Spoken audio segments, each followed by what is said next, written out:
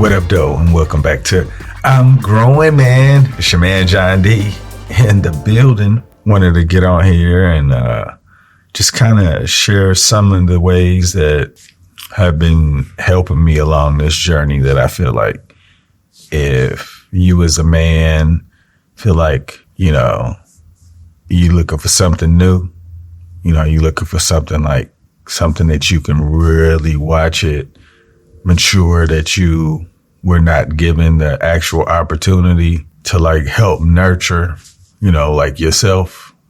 And that's where I am. I just feel like if my parents knew more, I think it would have been a lot easier for me to get here. And I guess the whole walk of life is about figuring it out, right? So I'm just on here trying to share some of the things that I feel like has put me in a mindset of, I just want to get better and I'm addicted to it. And I remember how I used to feel. So I'm on here letting you know, you have to be open-minded. I used to be so adamant about things. I talk so matter-of-factly, and nobody wants to be told what to do or wants to be told that they're doing something wrong, especially when, you don't display the best characteristics of somebody who's talking about something.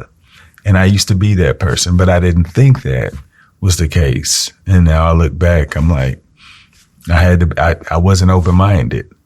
And when I realized I wasn't open-minded, I started to really focus on my diet. And I think I really emphasized the diet part, the maintenance part of the body, because once you really figure it out, you're going to want to hope that you've gotten into a routine where you're already taking care of your body.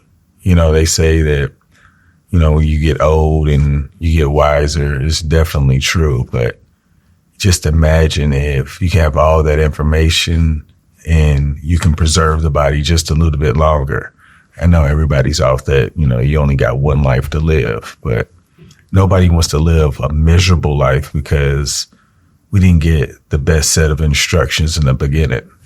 So it's going to take you to be open-minded that maybe you could improve the way that you're taking care of your body. Because if you knew you were important, wouldn't you take care of your body on purpose? It's almost like it's not enough information for you to believe you're that important. And I'm here to tell you, if you don't believe it, nobody else is going to believe it. And I know nobody else matters, but I'm really just talking about you. So you have to be open-minded that you're that important to take care of. Being open-minded is also recognizing that there's truth in everything, no matter how it comes. If you're open-minded enough, you can find what it's supposed to say. What are you supposed to get from it? A lot of times we're too naive that we could go for it. And we be going for it.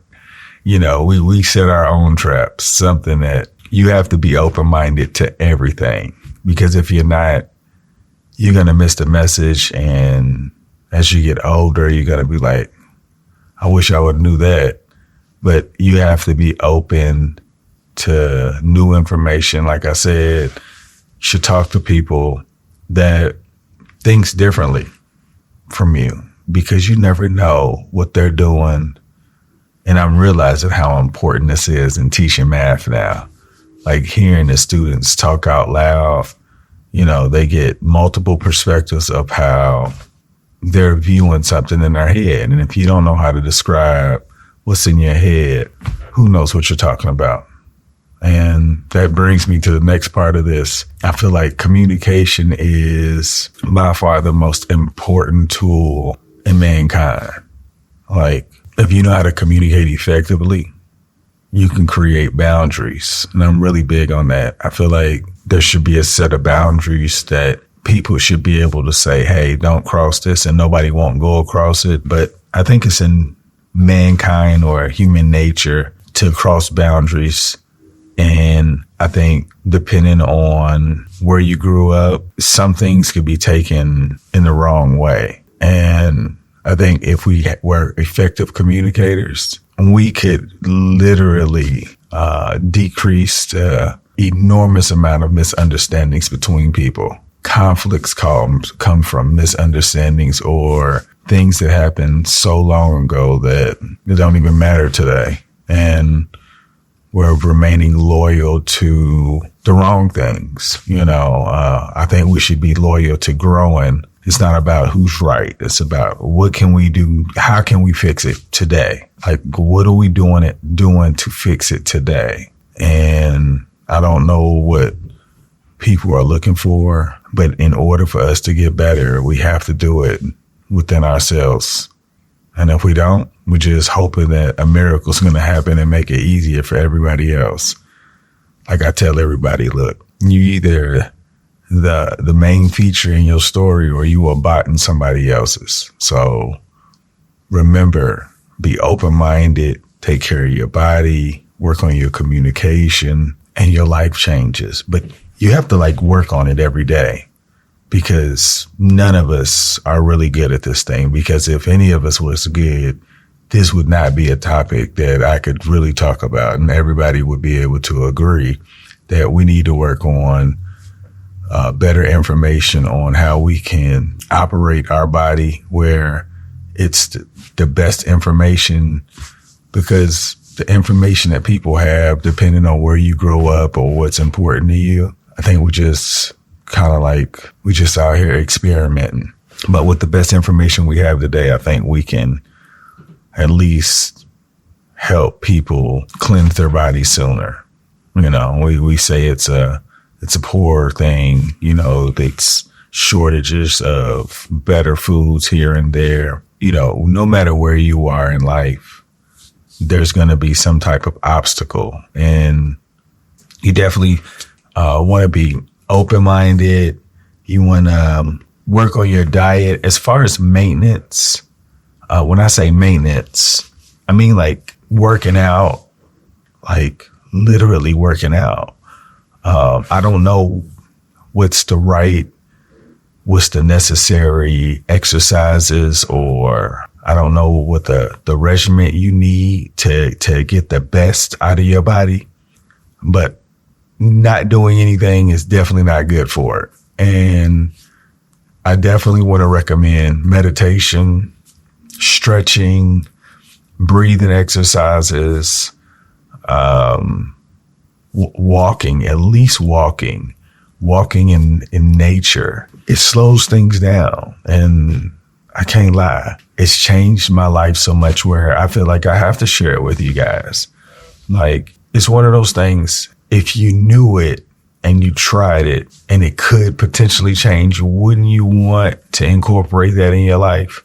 And sometimes it's just about, what are other people doing? And that's what I'm about. I'm about to just expose all the things that I be doing. And hopefully at some point, people will be able to appreciate the parts of them that they don't even have time for, because they're distracted by these things that don't even mean anything. And sometimes you get to this age and then you start to reflect and look back and be like, what did I do?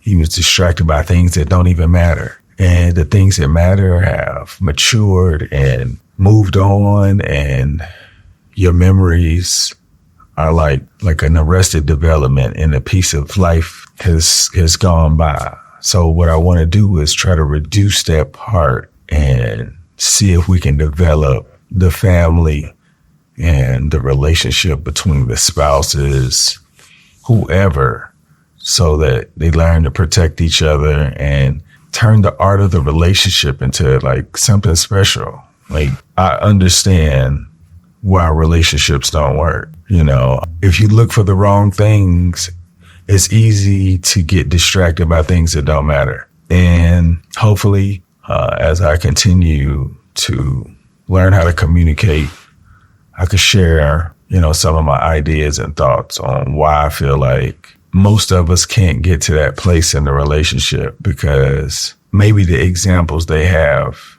don't look like something that they want to be. And I totally understand that. If you see something and you don't want to do that, you're going to do it your way. especially if it doesn't look fun or,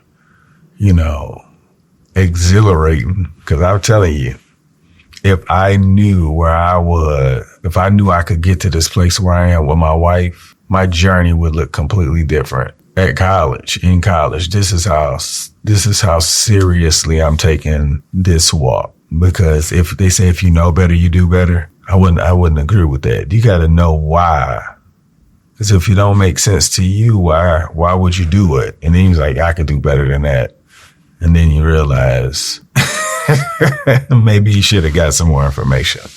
But yeah, we got to be open-minded, work on communication, and we have to put in an effort that most people around us don't even see. Like, I realize when I hear people, they was like, I'm making music, or I'm podcasting now, or I'm opening up a business, or I got a new clothing line. You know the difference between people who make it and people who don't? The people who don't make it they have no idea how much effort it actually takes. You could have the best idea in the world, but if you don't have the work or the mindset of what it takes to push when you're the only one that actually believe it's going to work, you're not going to get rewarded by the universe. Like, a lot of times you can even see people that are famous. They get this buzz because they're famous, but they not really into it. They just looking for a quick lick. Like, if you want to really stop hustling, you got to just get good at one thing. Just one thing. I mean, you got to work on it for the rest of your life, but the more time you put into it, the closer you get to like that thing you want. But most of the time you're so distracted about things that don't matter. And then the time you're actually making money is going to a company that's making money off of you versus you making money off of yourself. So you're going to have to figure out what part of the day you could commit. I'm going to work on this part of the day every day for the rest of my life. It will catch up, I promise. And what's so cold about the process? Imagine teaching your kids the process if you already had it. Because if you don't figure it out, they're going to have to be left to figure it out. And I know we're trying to push people into jobs and all of this.